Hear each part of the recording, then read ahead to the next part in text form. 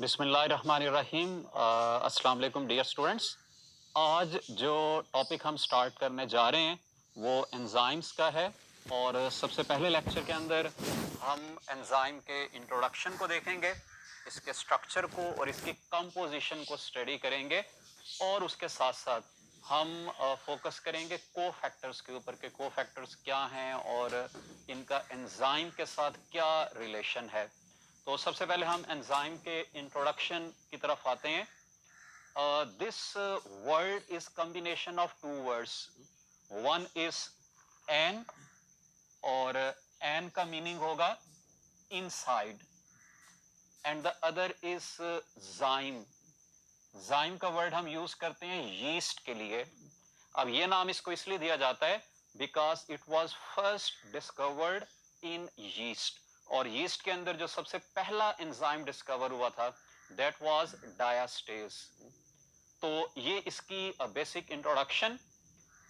इसके अलावा आपने याद रखना है कि जो एंजाइम्स हैं these are protein in nature and these act as biological catalyst. Catalyst आपको पता है कि ये क्या काम करता है, it speed up the chemical reactions. यानी ये खुद केमिकल रिएक्शन में यूज नहीं होगा लेकिन ये केमिकल रिएक्शन को स्पीड अप कर देगा। तो हमारी बॉडीज के अंदर, लिविंग ऑर्गेनिजम्स के अंदर जो कैटलिस्ट का काम इन्वॉल्व होता है that is played by the enzymes. लेकिन आपने याद रखना है कि कुछ आरएनएस भी कैटलिस्ट का काम करते हैं। तो if any RNA acts as catalyst तो उसको हम कहते हैं राइबोजाइम। तो राइबोजाइम कैटलिस्ट, एंजाइम भी कैटलिस्ट। लेकिन डिफरेंस क्या होगा कि राइबोजाइम्स हम कहते हैं उन कैटलिस्ट को that are RNA in nature, और एंजाइम्स हम उन बायोलॉजिकल कैटलिस्ट को कहते हैं that are protein in nature. तो इसलिए आपने ये याद रखना है कि ये बायोलॉजिकल कैटलिस्ट हैं। These are biologically activated proteins, यानी ये ऐसी प्रोटीन्स हैं जो एक्टिव रोल प्ले करती हैं। एंजाइम्स की कंपोजिशन की तरफ अगर हम चलें तो हम इनके दो बेसिक पार्ट्स को पढ़ेंगे। और इसमें जो फर्स्ट इंपॉर्टेंट पार्ट हमारे सामने होगा वो इसका प्रोटीन पार्ट होगा। जैसा कि हमने पढ़ा है कि एंजाइम्स क्या हैं, these are protein in nature. कौन सी प्रोटीन होंगे? These are globular proteins. ठीक है, दे हैव ग्लोबुलर शेप। आपने प्रोटीन्स की दो फॉर्म्स पढ़ी हैं, फाइब्रस और ग्लोबुलर प्रोटीन्स। तो ऑल द एंजाइम्स और ग्लोबुलर प्रोटीन्स। अब ग्लोबुलर प्रोटीन्स के अंदर आपको पता है कि टर्शरी कन्फर्मेशन मौजूद होती है।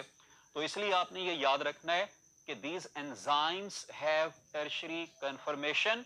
और इसका मतलब ये होगा कि यहां पर जो पॉलीपेप्टाइड चेन्स मौजूद होंगी ये कॉइल करेंगी, बेंडिंग और फोल्डिंग होगी, ग्लोबुलर शेप डेवलप करेंगी या टर्शरी कन्फर्मेशन को डेवलप करेंगी। इन एंजाइम्स के अंदर पॉलीपेप्टाइड चेन एक भी हो सकती है, एक से ज्यादा भी हो सकती हैं। और जैसा कि आपको पता है कि these proteins or polypeptide chains are made of amino acids। तो इसलिए आपने ये याद रखना है कि every enzyme is made of hundreds of the amino acids। अब यहां पर इन अमीनो एसिड्स को हम दो कैटेगरीज में डिवाइड कर देंगे। आपने ये याद रखना है कि इनमें से जो मेजॉरिटी अमीनो एसिड्स हैं ये ग्लोबुलर शेप को मेंटेन करते हैं। यानी आपसे अगर ये क्वेश्चन पूछा जाए कि most of the amino acids in an enzyme, तो उसका करेक्ट आंसर क्या होगा कि दे maintain globular shape of the enzyme. ज्यादातर का रोल इस शेप को मेंटेन करने के अंदर होता है। And few amino acids are involve in catalysis. यानी इस कैटालिटिक रिएक्शन के अंदर जो अमीनो एसिड्स पार्टिसिपेट करेंगे वो नंबर में कम होंगे, फ्यू अमीनो एसिड्स होंगे। और ये फ्यू अमीनो एसिड्स जो कैटालिटिक रीजन डेवलप करते हैं एंजाइम के अंदर उसको हम कहते हैं एक्टिव साइट। तो आपने ये याद रखना है कि few amino acids are involve in catalysis, और ये फ्यू अमीनो एसिड जो रीजन डेवलप करेंगे एंजाइम के अंदर इस कैटालिसिस के लिए उसको हम क्या नाम देंगे? That will be called as active site. अब आपने याद रखना है सबसे पहले कि एक्टिव साइट हम किसको कहते हैं? It is charge bearing cavity of the enzyme. ये एंजाइम की कैविटी होगी जिस पर चार्ज मौजूद होगा, और ये चार्ज किस वजह से होगा? अमीनो एसिड के आर ग्रुप्स की वजह से। अब आपने एक चीज यहां पर और याद रखनी है, जिसकी हम मजीद डिटेल्स भी आगे पढ़ेंगे। आपने ये याद रखना है, आपने पढ़ा हुआ है कि enzymes are specific in nature. All the enzymes are specific in nature. अगर आपसे ये क्वेश्चन पूछा जाए कि specificity of an enzyme is due to, तो उसका करेक्ट आंसर होगा due to its active site. और अगर आपसे ये क्वेश्चन पूछ लें कि specificity of an active site is due to, तो उसका करेक्ट आंसर होगा ड्यू टू आर ग्रुप्स जो यहां पर प्रेजेंट होते हैं। तो ये आपने सबसे पहले याद रखना है एक्टिव साइट के बारे में कि it is a charge bearing cavity. Charge यहां पर किस वजह से होगा? अमीनो एसिड्स के आर ग्रुप्स की वजह से। और ये एक्टिव साइट सबस्ट्रेट्स के लिए स्पेसिफिक होगी, यानी स्पेसिफिक सबस्ट्रेट इस एक्टिव साइट पर बाइंड कर सकेगा। इस एक्टिव साइट को हम फर्दर दो रीजन्स के अंदर डिवाइड करते हैं। वो दो रीजन्स कौन से होंगे? Number one is the binding site and other is the catalytic site. अब जैसा कि हमें नाम से पता चल रहा है, बाइंडिंग साइट का क्या काम होगा? बाइंड करना। किसको? सबस्ट्रेट को। और सबसे पहले बाइंड करने से भी पहले उसने सबस्ट्रेट को रिकॉग्नाइज करना है। तो इसलिए आपने ये याद रखना है कि इस बाइंडिंग साइट के दो बेसिक फंक्शंस होंगे। वो दो बेसिक फंक्शंस कौन से होंगे? सबस्ट्रेट को रिकॉग्नाइज करना और उसके बाद सबस्ट्रेट को बाइंड करना। अब जब ये सबस्ट्रेट बाइंड हो जाएगा, फिर ये कैटालिटिक साइट एक्टिवेट होगी, और इस कैटालिटिक साइट ने क्या करना होगा? फिर इसको कन्वर्ट कर देना होगा प्रोडक्ट के अंदर। यानी जो एंजाइम सबस्ट्रेट कॉम्प्लेक्स बनेगा, it will be converted into the enzyme product complex, और फिर उसके बाद प्रोडक्ट वहां से सेपरेट हो जाएगी। तो ये दो बेसिक साइट्स आपने याद रखनी है, which are the part of active site. अब इनका अगर हम रिलेशन भी देख लें, तो रिलेशन के अंदर भी आपने याद रखना है कि सबसे पहले आपके सामने क्या होगा? एंजाइम और सबस्ट्रेट। एंजाइम और सबस्ट्रेट रिएक्ट करेंगे, यानी सबस्ट्रेट एंजाइम के साथ बाइंड करेगा और बन जाएगा एंजाइम सबस्ट्रेट कॉम्प्लेक्स।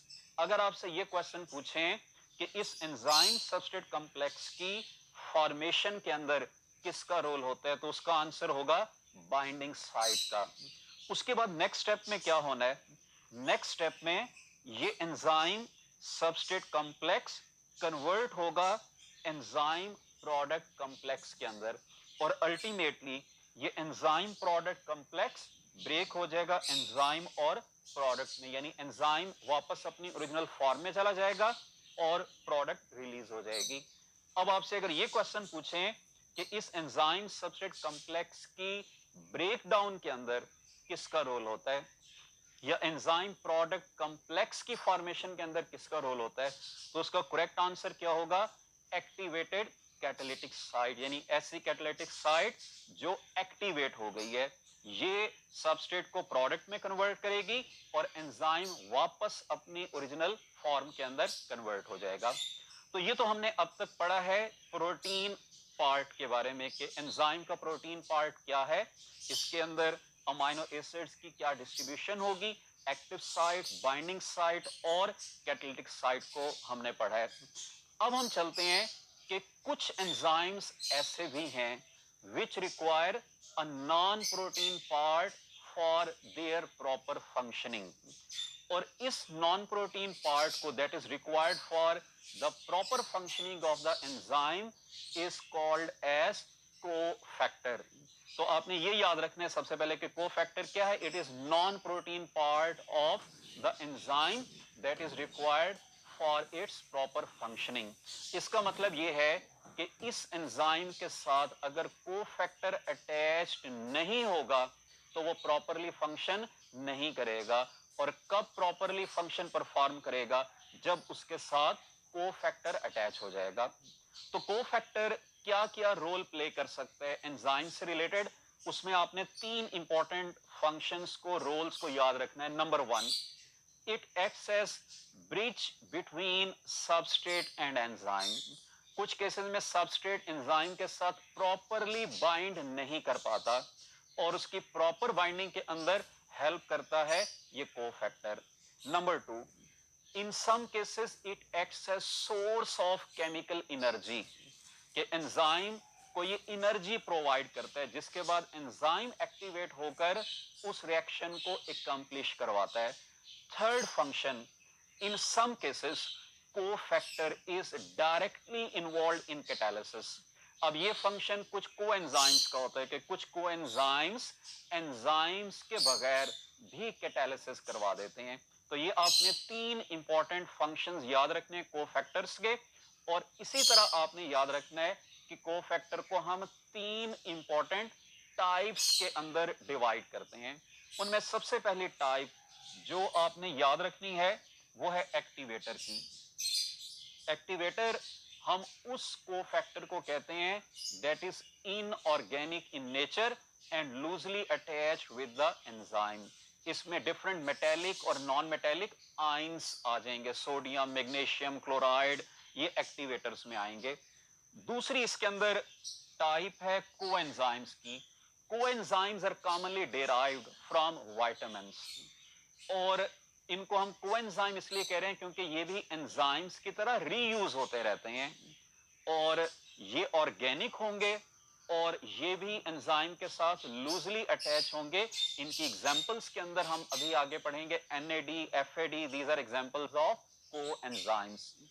तीसरी टाइप कोफैक्टर की जो हमारे पास मौजूद है वो है prosthetic group. Prosthetic group is also commonly organic in nature and it is covalently bonded with the enzyme, यानी ये एंजाइम का परमानेंट पार्ट होगा, इसको एंजाइम से डिटैच नहीं किया जा सकता। इसकी भी जो आप एक एग्जांपल पढ़ेंगे वो है cytochrome, that is the prosthetic group of cytochrome oxidase. तो ये 3 आपके सामने कोफैक्टर्स के ग्रुप्स हैं। इनकी कुछ मजीद डिटेल्स को भी हम देख लेते हैं। कोफैक्टर को हमने पढ़ लिया है कि ये नॉन प्रोटीन पार्ट है जो एंजाइम की प्रॉपर फंक्शनिंग के लिए रिक्वायर्ड होगा। और इनकी अगर फर्दर टाइप्स की तरफ हम चलें तो हमने 3 इसमें टाइप्स पढ़ी हैं, एक्टिवेटर, कोएंजाइम और प्रोस्थेटिक ग्रुप। सबसे पहली चीज जो आपने यहां पर याद रखनी है वो इनकी नेचर है कि इनमें से कौन सा ऑर्गेनिक नेचर का होगा, कौन सा इनऑर्गेनिक नेचर का होगा। जैसा कि मैंने आपको बताया है कि एक्टिवेटर इज इनऑर्गेनिक, जबकि कोएंजाइम और प्रोस्थेटिक ग्रुप ये कॉमनली ऑर्गेनिक नेचर के हैं। इसी तरह से नेक्स्ट आपने याद रखना है इनकी अटैचमेंट्स को कि ये लूजली अटैच्ड होंगे या स्ट्रांगली अटैच्ड होंगे। तो जो एक्टिवेटर है it is loosely attached with the enzyme. अब लूजली अटैच्ड का मतलब क्या है कि ये एंजाइम से डिटैच हो सकता है। जब एंजाइम ने फंक्शन परफॉर्म करना होगा ये अटैच हो जाएगा, जब नहीं करना होगा तो ये डिटैच हो जाएगा, इसलिए हम इसको कहते हैं detachable cofactor. Coenzyme is also loosely attached with the enzyme और इसलिए इसको भी हम कहेंगे डिटैचेबल कोफैक्टर। जबकि जो प्रोस्थेटिक ग्रुप है it strongly binds with the enzyme, ये एंजाइम का परमानेंट पार्ट है जो डिटैच नहीं होगा, इसलिए हम इसको कहते हैं नॉन डिटैचेबल कोफैक्टर। अब यहां पर आपने याद रखना है कि ये लूज अटैचमेंट या स्ट्रॉन्ग अटैचमेंट अल्टीमेटली किसी ना किसी बॉन्डिंग की वजह से होगी। तो लूज अटैचमेंट का मतलब है कि वीक लिंकेज होगा और वो weak linkage commonly hydrogen bond होगा, जबकि स्ट्रॉन्ग लिंकेज का मतलब है कि it will be through any strong linkage like covalent bond. Hydrogen के मुकाबले में covalent bond comparatively stronger bond है। तो prosthetic group is covalently bonded, जबकि ये दोनों वीकली अटैच होंगे थ्रू हाइड्रोजन बॉन्ड। इसके बाद अगर हम इनकी एग्जांपल्स की तरफ चलें तो जैसा कि मैंने आपको बताया है कि जो एक्टिवेटर है इट कैन बी मेटेलिक और नॉन मेटेलिक आयन। और यहां पर एक एग्जांपल आपको मैं कोट करूंगा, जैसे क्लोराइड आयंस हैं। Chloride ions are required for the proper functioning of salivary amylase. तो इसलिए अगर आपसे ये क्वेश्चन पूछें कि क्लोराइड आयन स्लेवरी एमाइलेज के लिए किसके तौर पर एक्ट करेगा, तो it will act as the activator. इसी तरह से एक और एग्जांपल कोएंजाइम की हम देख लेते हैं, that is NAD, nicotinamide adenine dinucleotide, that is a cofactor required for the proper functioning of dehydrogenase। और ये हाइड्रोजन लेकर NADH में कन्वर्ट हो जाएगा, तो आपने याद रखना है कि NAD for dehydrogenase will act as the coenzyme। और प्रोस्थेटिक ग्रुप की मैंने आपको अभी एग्जांपल दे दी थी कि साइटोक्रोम ऑक्सीडेज के केस में जो साइटोक्रोम है ये उसका प्रोस्थेटिक ग्रुप है, जिसका मतलब ये है कि इट विल बी स्ट्रांगली और covalently bonded with this enzyme. तो ये आपने कोफैक्टर्स की बेसिक डिटेल्स को याद रखना है। अब हम चलते हैं इसके रिलेशन की तरफ।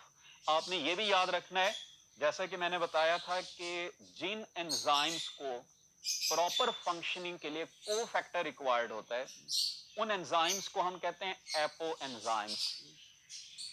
जब इनके साथ कोफैक्टर अटैच होगा तब ये प्रॉपरली फंक्शन परफॉर्म करेंगे, और इस फंक्शनिंग एंजाइम को हम कहेंगे हॉलो एंजाइम।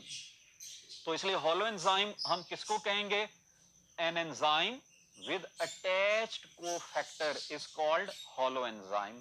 और अगर आपसे पूछा जाए कि एपो एंजाइम किसको कहेंगे, an enzyme without its cofactor is called as apo enzyme.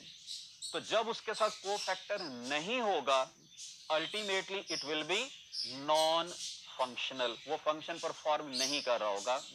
और जब उसके साथ कोफैक्टर अटैच्ड होगा तब ये फंक्शन परफॉर्म कर रहा होगा। तो इसलिए आपने ये याद रखना है कि hollow enzyme is the functional enzyme, it is the activated enzyme, जबकि एपो एंजाइम को हम कहेंगे कि दिस इज नॉन फंक्शनल या नॉन एक्टिवेटेड एंजाइम। तो आई होप कि इस लेक्चर के अंदर आपको ये पता चल गया कि एंजाइम है क्या, इसकी कंपोजिशन क्या है, प्रोटीन पार्ट के करैक्टर्स आपने पढ़े, नॉन प्रोटीन पार्ट के करैक्टर्स पढ़े, कोफैक्टर की टाइप्स आपने पढ़ी, फिर उसके बाद प्रोटीन पार्ट में active site, binding, catalytic site आपने पढ़ी, और एंड पर आपने एपो एंजाइम और होलो एंजाइम के बारे में पढ़ा। अब हम चलते हैं कुछ क्वेश्चंस की तरफ। आपने कुछ क्वेश्चंस को अटेम्प्ट करना है एज अ प्रैक्टिस। यहाँ पर पहला क्वेश्चन जो आपके सामने मौजूद है उसको हम देख लेते हैं कि कौन सा है। क्वेश्चन नंबर 1 है, most of the immuno acids in an enzyme, alpha option है maintain its shape, beta form active site, Charlie involve in catalysis, और डेल्टा रिकॉग्नाइज सबस्ट्रेट। तो जैसा कि आपको पता है कि ये तीनों के तीनों पॉइंट्स किससे रिलेटेड हैं? एक्टिव साइट से रिलेटेड हैं। और आपने पढ़ा था कि active site is made of few of the amino acids. तो यहां पर क्वेश्चन किसका पूछा हुआ है कि most of the amino acids in a protein molecule और in the enzyme maintain its globular shape. तो इसलिए हमारे मुताबिक इसका करेक्ट आंसर क्या होना चाहिए? अल्फा। और हमारे पास यहां पर भी करेक्ट ऑप्शन कौन सी आ रही है? अल्फा आ रही है, यानी most of the amino acids maintain globular shape of the enzyme. Second question हम देख लेते हैं। क्वेश्चन नंबर 2 आपके सामने है, enzyme substrate complex is broken by. तो ये दो चीजें आपने याद रखनी है। आपने पहले पढ़ा था कि जो बाइंडिंग साइट है इसका रोल होता है एंजाइम सबस्ट्रेट कॉम्प्लेक्स की फॉर्मेशन के अंदर। बीटा पे है एक्टिवेटेड बाइंडिंग साइट, चार्ली पे है कैटालिटिक साइट, डेल्टा पे है एक्टिवेटेड कैटालिटिक साइट। तो एंजाइम सबस्ट्रेट कॉम्प्लेक्स की ब्रेकडाउन के अंदर कैटालिटिक साइट का रोल होगा, लेकिन कब? जब वो एक्टिवेट हो जाएगी। तो इसलिए इसका करेक्ट आंसर डेल्टा होना चाहिए, यानी एक्टिवेटेड कैटालिटिक साइट। और हमारे सामने भी इसका करेक्ट ऑप्शन कौन सा आया? Delta, activated catalytic site. एक और क्वेश्चन हम देखते हैं। क्वेश्चन नंबर 3 हमारे सामने है, ये कोफैक्टर से रिलेटेड क्वेश्चन है। सच एन ऑर्गेनिक कोफैक्टर, तो आपने पढ़ा था कि ऑर्गेनिक दो हैं, कोएंजाइम और prosthetic group, that is loosely attached with the enzyme। आपने पढ़ा था कि कोएंजाइम लूजली अटैच्ड होता है प्रोस्थेटिक ग्रुप स्ट्रांगली अटैच होता है। तो अल्टीमेटली हमें एग्जैक्टली पता चल रहा है इस क्वेश्चन की स्टेटमेंट से कि ये कौन सा कोफैक्टर होगा, that will be the coenzyme. अब ऑप्शंस आप देख लें, alpha activator, beta coenzyme, Charlie apoenzyme, delta prosthetic group.